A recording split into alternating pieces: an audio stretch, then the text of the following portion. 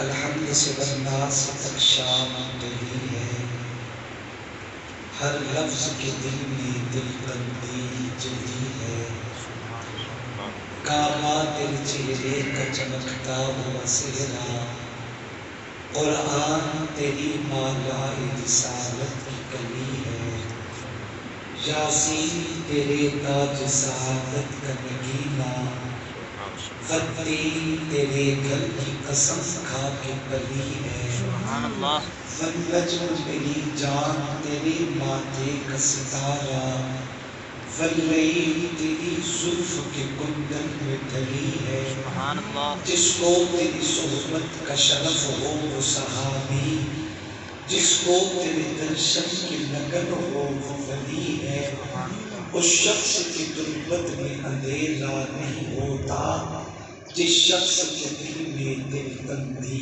جلی ہے، سر سے لے کر پاؤں تک تنویر ہی تنویر ہے، جیسے منہ سے بولتا قرآن وہ تقریر ہے، حسن مصطفیٰ کو دیکھ کر سوچتی ہے یہ دنیا وہ مصور کیسا ہوگا جس کی یہ تصویر ہے، اس جیسا کوئی اب تک نہ ہوا، اس جیسا کوئی ہوگا بھی نہیں، اس کمبل پوش پہ میں قربا صورت بھی ہنسی سیرت بھی ہنسی، وہ کعبہ ایمان قبلہ و جان، وہ وجہ وجود کون مکان، وہ شافی معاشر ہادی گل، وہ ختم زلف و مرکز دین، اوصاف کلی کیا اس کے بیان، یہ میرا قلم یہ میری زبان، فرمایا سب صدیقہ نے خود اس کا ہے قرآن۔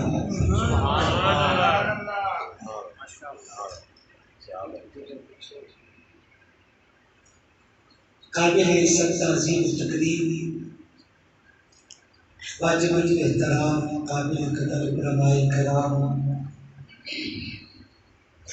ارباب خاص و عام، بزرگوں، دوستوں اور بھائیوں، السلام علیکم ورحمۃ اللہ وبرکاتہ۔ آپ کے شہر کی عظیم جامع مسجد سیدہ فاطمہ کے اس باوقار ماحول میں اللہ تبارک و تعالیٰ نے آپ حضرات سے اللہ تبارک و تعالیٰ کا لاکھ لاکھ شکر ہے کہ مالک العزت نے آپ حضرات سے ملاقات کا موقع عطا کیا ہے۔ ہماری اس خوبصورت محفل کا ذریعہ اور سبب آپ کے کبیر والا کے قریب علاقہ کوہی والا میں ایک عظیم ادارہ اور اس ادارہ کے چیف اور محتمل خادم القرآن مخدوم العلماء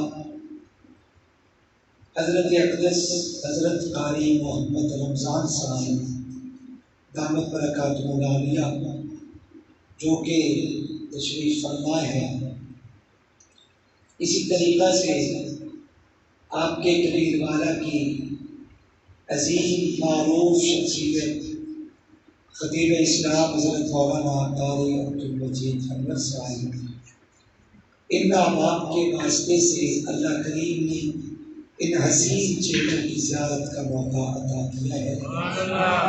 دعا کریں مالک قدیر ہم سب کی حاضری اپنی دربار میں قبول و منظور فرمائے۔ دل سے دعا کریں اللہ شرح صدر اور صحت کے ساتھ جو کچھ میرا مالک میرے اور آپ سب کے لیے پسند کرے، اللہ وہ جملے میری زبان سے کہلوائے، اس کے بعد ہم سب کو سن کے سمجھ کے اس پہ عمل کرنے کی توفیق عطا فرمائے۔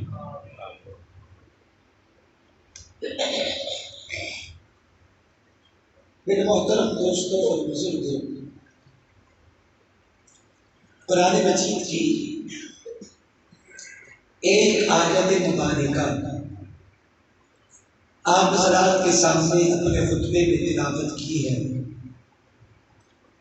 اللہ تبارک و تعالیٰ نے اس مقام پہ بیان فرمایا اِنَّا نَحْنُ نَزَّلْنَا الذِّكْرَ وَإِنَّا لَهُ لَحَافِظُونَ۔ اللہ فرماتے ہیں کہ دنیا والوں، قرآن کو نازل اللہ نے کیا ہے، حفاظت کے رب آپ کریں گے۔ سبحان اللہ۔ میرا دل کرتا ہے میں تھوڑے نال دو چار پیار کی گلاں کراں۔ سبحان اللہ۔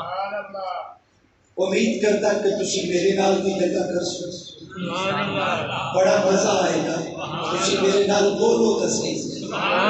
بڑا لطف آئے گا، کہو انشاءاللہ۔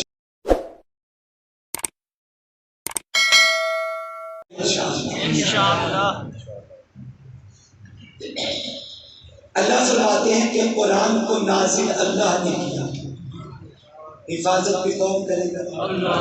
زور سے بولو اللہ۔ میرا مالک جو بندہ تیرا نام محبت سے لینا، یہ ہمارا کہنا اپنے پاس امانت رکھ لے، اس دن یہ واپس دینا جب 2 منٹ کے بعد جسم سے روح پرواز کر جائے۔ قرآن کو نازل کرنے والا کون ہے؟ اللہ۔ زور سے اللہ۔ اگر اللہ کو امانت دینا چاہتے ہو تو گرج کے بولیے، محبت سے بولیے، پیار سے بولیے، اپنے دل پہ سرف لگا کے بولیے۔ قرآن کو نازل کرنے والا کون ہے؟ حفاظت بھی کون کرے گا؟ کون کرے گا؟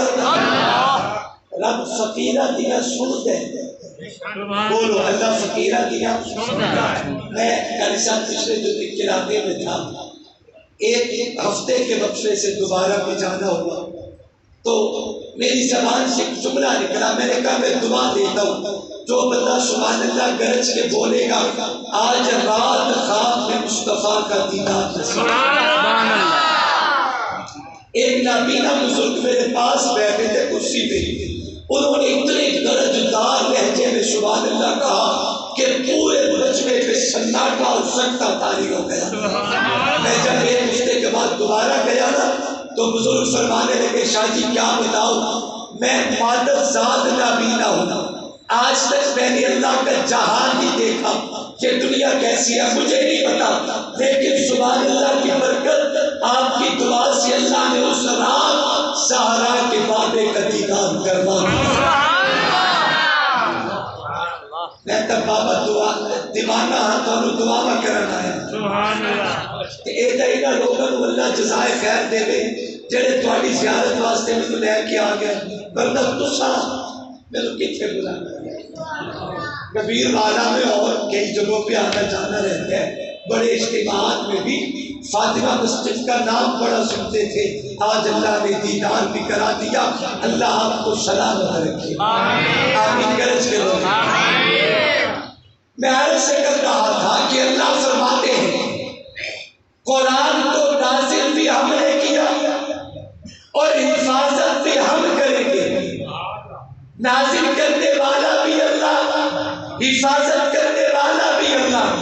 کائنات میں یہ اعجاز دنیا کی کسی کتاب کو حاصل نہیں کہ جس کی حفاظت کا ذمہ رب العالمین اٹھائے۔ اللہ نے یہ اعجاز قرآن مجید کو دیا ہے کہ قرآن کی حفاظت کا ذمہ میری اللہ نے دیا ہے، حالانکہ قرآن کو بھی اللہ نے بھیجا ہے، انجیل کو بھی اللہ نے بھیجا ہے، زبور کو بھی اللہ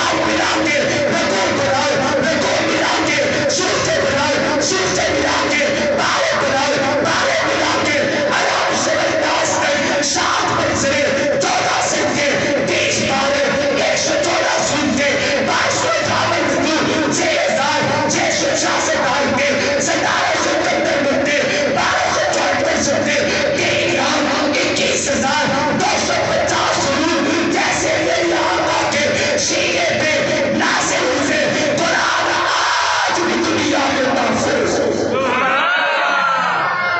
کو ہم نے نازل کیا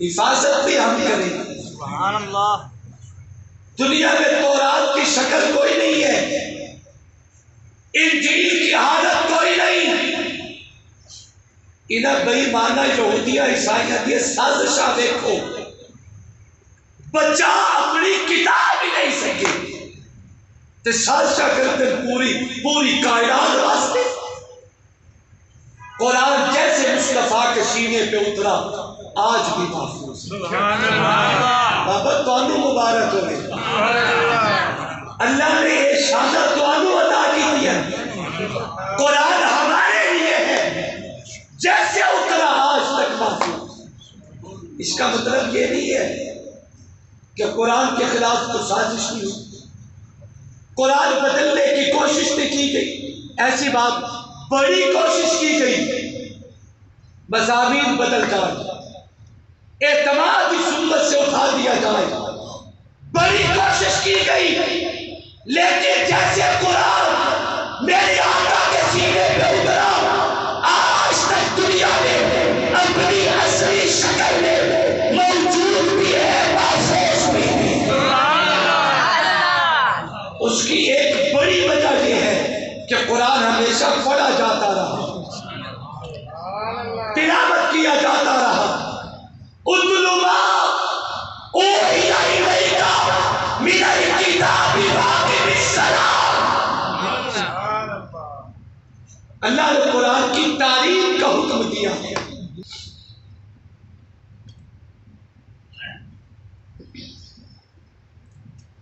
قرآن کی تلاوت کا اللہ نے حکم دیا ہے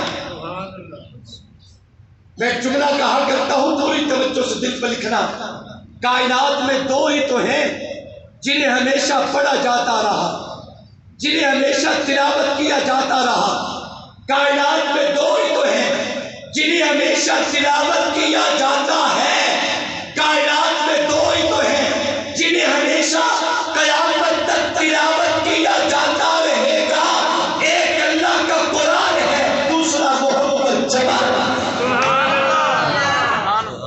ہمیشہ تلاوت کیا ہمیشہ آج میں قرآن پڑھوں تو یہی قرآن ہے جو کتابی شکل میں خطیب اہل سنت حضرت علامہ عبد المجید صاحب انور قرآن پڑھے تو یہی قرآن ہے جو کتابی شکل میں حضرت قاری محمد رمضان صاحب قرآن پڑھے تو یہی قرآن ہے جو کتابی شکل میں لیکن میں کیوں نہ قربان جاؤں صدیق اکبر کے لیے اداؤں پہ میں کیوں نہ قربان جاؤں فاروق اعظم کے نام پہ میں کیوں نہ قربان جاؤں عثمان غنی کے عصمت پہ میں کیوں نہ قربان جاؤں میرے بچے کیوں نہ مر میں بٹھائے حیدر کے بچوں پہ جنہوں نے دنیا میں بیٹھ کے اللہ کے کو قرآن کو پڑھا ہے انہوں نے قرآن بھی پڑھا محمد جوان بھی پڑھا اسے ہمیشہ تلاوت کیا جاتا رہا تلاوت کیا جاتا ہے دنیا نے مٹانے کی بڑی کوشش کی ہے لیکن کسی کی سازش بھی کارگر ثابت نہیں ہو سکی حجاج بن یوسف کے دور میں قرآن مجید پہ اعراب کی خدمت کا فریضہ سر انجام دیا جا رہا تھا زیرا زبرا پیشہ لاؤ تاکہ میرے بلکہ انپڑھ لوگوں کو پڑھنے کا آسانی ملے تھکے بیٹھے ہو نا تو شالا کدی نہ تھکو محبت نال بولیا کرو اللہ تعالی صدا وسدا رکھے سارے نہیں جڑا آمین اونچی آکھے توجہ کرے خوش رہو شالا جیندے رہو حجاج بن یوسف کے دور میں قرآن مجید پہ اعراب کی خدمت کا فریضہ سر انجام دیا جا رہا تھا یہودی علماء کی جماعت آئی حجاج کے پاس آ کے بڑے پیار نال کہنے کہ حجاج ساتھ احسان نہیں ہو کریں دا تیری قبر کے بڑے بڑے میلے، بڑے بڑے پیرا فلیکس، تیرے نام کے بڑے بڑے اشتہار دنیا میں تیرا چرچا کریں گے، قیامت تک تیری قبر کو پوجا جائے گا۔ دنیا یہودی چرچ تیرے احسان کو قیامت تک ہمیشہ یاد رکھے گی۔ ایک احسان تو کرے، حجاج کن چاہے سالہ خیر ہوئے، یہودی احسان منگل آئے بیٹھے، پوچھا کیا احسان، کیا کہنا چاہ رہی ہو؟ اب پوری توجہ سے بات سمجھنا۔ یہودی علماء کہتے ہیں جب امت محمدیہ کا بچہ قرآن کی آیت پڑھتا ہے نا، ہماری ناک نہیں بچتی، ہماری گردنیں شرم سے جھک جاتی ہیں۔ قرآن میں اللہ نے دو پیغمبروں کے واقعے کو بیان کیا، حضرت موسیٰ علیہ السلام، حضرت خضر علیہ السلام۔ یہ دو پیغمبر یہودیوں کی بستی میں گئے، بھوک لگی، اللہ کے پیغمبروں نے جا کے کھانا طلب کیا تو قرآن کہتا ہے فَأَبَوْا أَن يُزَيِّفُوهُمَا، کہ یہودیوں نے اللہ کے پیغمبروں کو کھانا دینے سے انکار کر دیا تھا۔ یہودی شرف سے پانی پانی ہو کے کہتے ہیں کہ جب امت محمدیہ کا 7 سال کا بچہ قرآن کی آیت کو تلاوت کرتے ہیں اور کہتے ہیں فَأَبَوْا أَن يُزَيِّفُوهُمَا، اللہ کے پیغمبروں کو ہماری اباؤ کے کھانا نہیں دیا تھا، یہودی کہتے ہیں ہماری ناک بچ جاتی ہے، گردنیں جھک جاتی ہے، ہمارے سر شرف سے جھک جاتے ہیں، ہمارا اپنا مانی ہو جاتا ہے، ہم ڈوب کے مرنے کو ہمارا دل کرتے ہیں۔ آپ دنیا یہودی چل پہ احسان عظیم کرے، آپ کے مشغول رہیں گے، قیامت تک آپ کی قبر کو ہمیشہ پوچھا جائے گا۔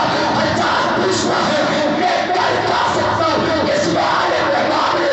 اب جو تو سوال سمجھنا، یہودی کہتے ہیں ایسا کرو، قرآن کا لفظ ہے فَأَبَوْا میں بات اٹھنا، نیچے سے اٹھا کے اوپر لگا دیا جائے، ساتھ تھوڑا سا شیائی گرا کے نقطے میں اضافہ کر دیا جائے، لفظ فَأَبَوْا کے فَأَبَوْا بن جائے گا۔ فَأَبَوْا کا معنی ضیافت نہیں کی، فَأَبَوْا کا معنی بڑی ضیافت کی، دل کھول کے کھانے پیش کیے، دسترخوان سے جائے۔ حجاج نے جب ان کی یہ بات سنی کہا بیٹھو میں ذرا گھر سے آتا ہوں۔ حجاج اندر گیا، جا کے وضو کیا، مصلی بچھایا، 2 رکعت نماز پڑھی، چوری بنا کے رب کی دربار میں گر گرا کے کہتے اللہ میں ظالم ہوں، میں غیرت نہیں، میں قاتل ہوں، میں غیرت نہیں، میں زانی ہوں، میں غیرت نہیں، شرابی ضرور، لیکن یہ لوگ میرے پاس قرآن بدلنے کا مطالبہ لے کے آئے ہیں۔ جو بندہ قرآن کے بدلنے کی بات کرے میرا فیصلہ گزار ہے۔ یہ دعا کر کے حجاج اٹھا، بیان سے تلوار نکالی، آگے سارے یہودی علماء کو لائن میں کھڑے کر کے ایک ہی گردنیں گرم کر کے اعلان کرتا ہے اے دنیا کے یہودیوں، قیامت آ سکتی ہے، قرآن کے ایک نقطے کو بھی قیامت تک بدلا نہیں جا سکتا۔ ہم نے نازل کیا ہے، ہم بھی حفاظت کریں گے قرآن کی۔ میں نے ایک دن دست بستہ استدعا کی اپنے اللہ کے حضور، میرا مالک قرآن کو تو آپ نے نازل کیا، حفاظت کا ذمہ بھی آپ نے لیا، لیکن تو حفاظت قرآن کرتا کیسے ہے؟ حضرت جی بڑوں کے ہوتے ہوئے کہنا ہوتا تو بہت مشکل ہے۔ توجہ کریں، اللہ تو حفاظت کرتا کیسے ہے؟ تسی اچھی بولیا کرو تاکہ ٹائم تے گل مکاوا، تے جے تسی ہولو بولے حضرت توفیق صاحب والا جمعہ پڑھنا صرف 3:45 بجے۔ سبحان اللہ۔ میں تواڈے کول آیا تے انہاں پیاریاں دی وجہ تو ہن میں تواڈی جان سوکھی نہیں چھڑے گا، تسی قابو ہو۔ سبحان اللہ۔ توجہ کریں بھائی، کرتا کیسے ہے؟ اللہ فرماتے ہیں حفاظت قرآن کا ذمہ میں نے لیا ہے، لیکن حفاظت قرآن کے لیے ابو بکر کو چنتا ہوں۔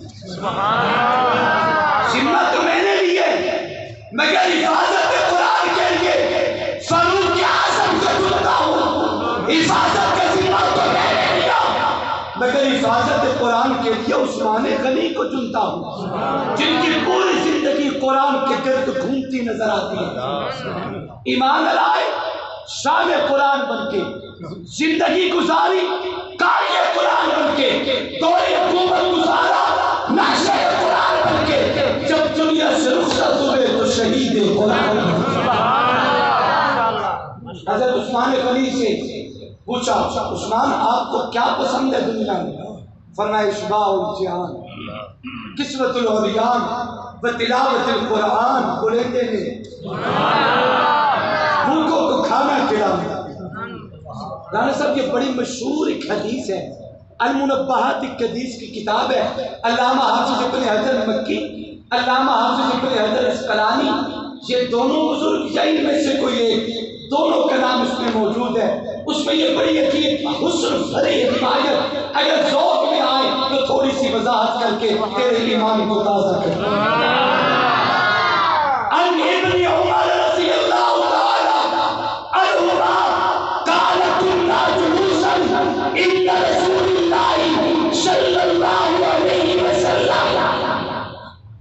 محدث اعظم سنت کی حضرت عبداللہ ابن عمر فرماتے ہیں ہم اللہ کے نبی کی دربار میں بیٹھے تھے، محبوب کے لب ہی نطق نبوت سے ارشاد صادر ہوتا، قال النبی صلی اللہ علیہ وسلم حبب الی من دنیاکم ثلاث، دنیا والوں تمہاری دنیا سے مجھ محمد کو تین چیزیں پسند ہیں۔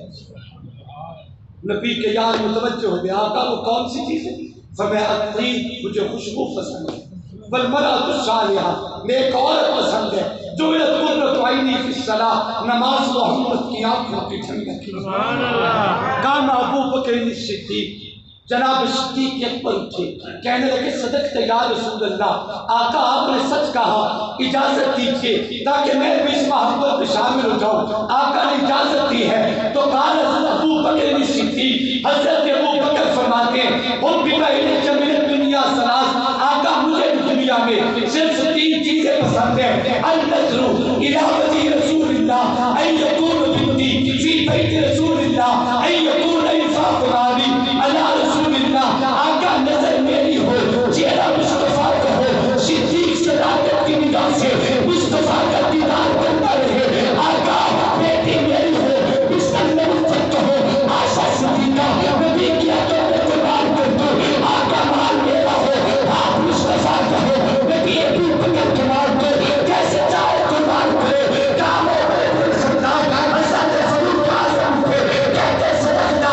صحابہ بکر ابو بکر تو نے سچ کہا، اور بیماری ایسا میرا دنیا سلاز دشمن کبھی دنیا میں تین چیزیں پسند ہے، اللہ بالمعروف والنہی عن المنکر، نیکی پر حکم کرنا عمر کے پسند ہے، برائی سے روکنا عمر کے پسند ہے، بڑے بڑے کپڑوں میں حیاتی کو صاف دینا عمر کے پسند ہے، خاموش والے بڑے افضال سرم کے جاؤ عمر آپ نے بھی سچ کہا، اور بیماری ایسا میرا دنیا سلاز عثمان کہتے ہیں مجھے بھی دنیا میں تین چیزیں پسند ہے، اشباع الجہان، کسوت العریان و تلاوت القرآن، بھوکوں کو کھانا کھلانا عثمان کو پسند ہے، بچوں کو کپڑا پہنانا عثمان کو پسند ہے، صبح شام ہر وقت درکار بس سریام بیٹھ کے رب قرآن کی تلاوت کرنا عثمان کی پسند ہے، کعب علی شبل علی علی حیدر کرنال تھے، شیر خدا تھے،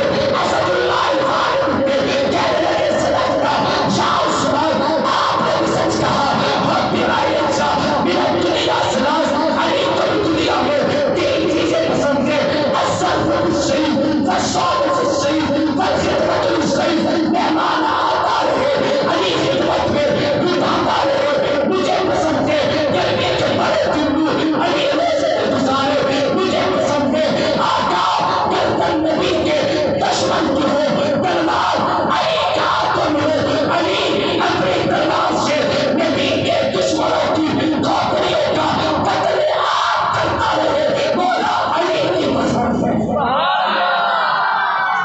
بات بہت دور نکل گئی، حفاظت قرآن کا ذمہ میں نے لیا ہے، مگر حفاظت قرآن کے لیے ابو حنیفہ کو بھیجتا ہوں، امام مالک کو بھیجتا ہوں، احمد بن حنبل اپنے وجود پہ قرآن کی اقانیت کے کوڑے سے یار ایمان نال دسو، یہ جو علماء بیٹھے ہیں، حضرت مولانا عبد المجید صاحب تشریف فرما ہے، ابو بکر شاہ موجود ہے اور دیگر حضرات علماء کرام موجود ہیں، یہ تجارت نہیں کر سکتے؟ اے جو آزاد پکی ہے نا، پھر بھی کوئی تھوڑا بہت کر دیں، لیکن ایک عام بات کر رہا ہوں، کیا یہ علماء تجارت نہیں کر سکتے؟ لیکن نہیں کرتے۔ ذمہ دارہ نہیں کر سکتے لیکن نہیں کرتے۔ حضرت قاری رمضان صاحب تشریف فرما ہے، کیا یہ دکان اور باقی معاملات نہیں کر سکتے؟ لیکن نہیں کرتے۔ کیوں؟ مجھے دیکھنا، اگر یہ علماء دینی معاملات میں پڑھ گئے، آنے والی نسلوں کا ایمان محفوظ نہیں رہے گا۔ ہم جن بزرگوں کا نام لیتے ہیں، انہوں نے اپنی جان پہ کھیل کر میری اور آپ تک قرآن و سنت کا پیغام پہنچایا۔ ہمارے چہرے پہ نبی کی سنت ہے، ہمارے سینے میں ایمان موجود ہے۔ یہ ان لوگوں کی خدمت دین کا صلہ ہے۔ یہ لوگ اگر آج قرآن کی مسلط چھوڑ دیں، آنے والی نسلوں کا ایمان محفوظ نہیں رہے گا۔ ان لوگوں کے قدم پکڑو، شکریہ ادا کرو۔ علماء کرام، آپ ہماری آنے والی نسلوں کے ایمان کے ضامن ہو۔ یہ لوگ دینی مدارس میں بیٹھ کے، منبر رسول میں بیٹھ کے جو قرآن و سنت کی محنت کرتے ہیں، اس سے ہمارا ایمان محفوظ ہے، آنے والی نسلوں کا مستقبل محفوظ ہے ان لوگوں کی برکت سے۔ آپ اندازہ نہیں کر سکتے، امام احمد بن حنبل ایک سمپل سی بات تھی، وقت کے بعد شاہ نے کہیں بیان میں کہہ دیا کہ جیسے انسان اللہ کی مخلوق ہے، جنات، جانور، زمین، آسمان، چاند، سورج، ستارے سب اللہ کی مخلوق، ویسے قرآن بھی اللہ کی مخلوق ہے۔ امام تک یہ بات پہنچی تو علل اعلان کہا، دمکے کی چوٹ کہا کہ قرآن اللہ کا کلام ہے، اللہ کی صفت ہے، مخلوق کوئی نہیں۔ بادشاہ سے براہ راست ٹکر تھی۔ بادشاہ نے کہا مسئلہ انا کا بنا لیا نا کہ میں نے جو کہا اللہ کی مخلوق ہے۔ یہ فقیر ملا کون ہوتا ہے؟ 10 کوڑے یومیہ امام کے وجود پہ مارے جاتے ہیں۔ تاریخ نے لکھا ہے ایسے کوڑے لگتے، اگر ایک کوڑا ہاتھی کے وجود پہ مارو تو ہاتھی کا جسم بھی پھٹ جائے، خون کے فوارے نکل آئے۔ امام کو کوڑے لگتے تو زبان سے کہتی الحمدللہ، اللہ میں کسی ڈاکے کے جرم میں نہیں کھا رہا ہوں، میں تیرے قرآن کی حقانیت کے لیے مار کھا رہا ہوں۔ بڑے بڑے لوگ آئے سمجھانے کے لیے، لیکن امام فرمایا کرتے تھے زندگی اور موت اللہ کے قبضے قدرت میں ہے، مجھ پہ ہنسنے والوں میرے حق و ناحق ہونے کا فیصلہ ہمارے جنازے کریں گے۔ اگر آج امام اپنے موقف کو چھوڑ گیا، آنے والی نسلوں کا ایمان محفوظ نہیں رہے گا۔ مجھے اپنی جان عزیز نہیں، اپنی آنے والی نسلوں کا ایمان وہ موبائل دور نہیں تھا، وہ پی ٹی سی ایل دور نہیں تھا، وہ سوشل میڈیا کا دور نہیں تھا، وہ الیکٹرانک میڈیا یا پرنٹ میڈیا کا دور نہیں تھا، وہ ہوائی جہاز اور ریل گاڑیوں کا دور نہیں تھا، وہ زمینی جہاز جی ایل آئی اور جی ٹی آئی کا دور نہیں تھا۔ لوگ پیدل نکلے، خچروں پہ نکلے، کانوں کانوں خبر پھیلتی پھیلتی، جب امام کا جنازہ نکلا 20 لاکھ لوگ امام کے جنازے کے ساتھ آنکھوں سے آنسو برساتے۔ سمجھتے کیا ہو کہ یہ لوگ شاید فارغ ہیں، دنیا جہان کا کوئی کام نہیں ہے، یہ ہمارے ایمان کے ضامن ہیں، ہماری نسلوں کے مستقبل کے ضامن یہ علماء ہیں۔